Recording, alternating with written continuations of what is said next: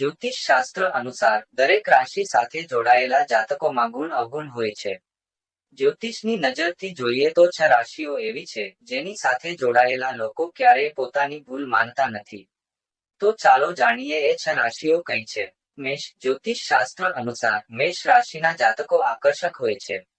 સાથે જ મેષ રાશિના જાતકોમાં જબરદસ્ત આત્મવિશ્વાસ હોય છે. મેષ રાશિ સાથે જોડાયેલા જાતકોમાં એટલો આત્મવિશ્વાસ હોય છે કે ઘણી વખત પોતાની ભૂલ પણ નથી સ્વીકારતા. આ જ કારણ છે કે ઘણી વખત બીજાની સામે શર્મસાર થવું પડે છે.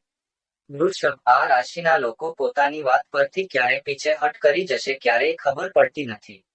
વૃષભ રાશિના લોકો જો કોઈ ભૂલ કરે તો પણ તેને સ્વીકારતા પહેલા ઘણું વિચારવું પડે છે. તેમની પાસે તેમની ભૂલો તરફ ઇશારા કરતા લોકોને પણ આ લોકો ખોટા પાડવાની ક્ષમતા ધરાવે છે.